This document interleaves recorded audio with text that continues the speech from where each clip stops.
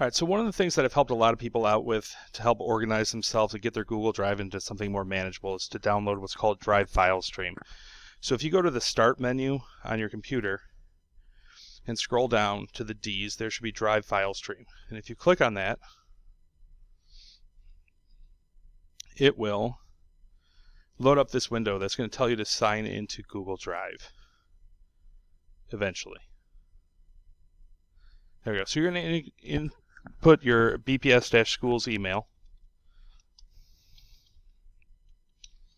And thanks to Steve Clare for volunteering to set this up so we can show everyone what it looks like. No pressure. There we go. So what's going to happen is you see this little thing down there on the bottom. You can just, it'll go away. You can hit OK. And it will load up, hit Enable Extension.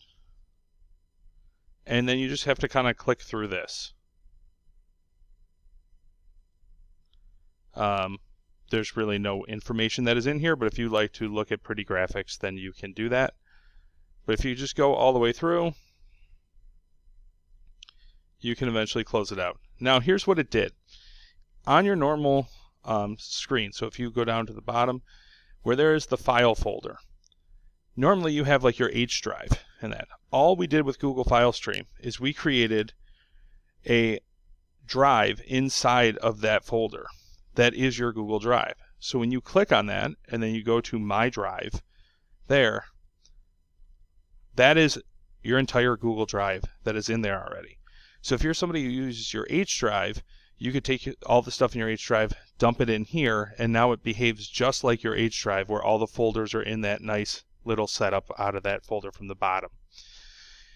This works if you're on the district desktops. If you're on a laptop, you actually have to go to Google and Google Drive File Stream Download, and then this first link here, Download Google Drive, that will do it, and you can go through and do it that way as well.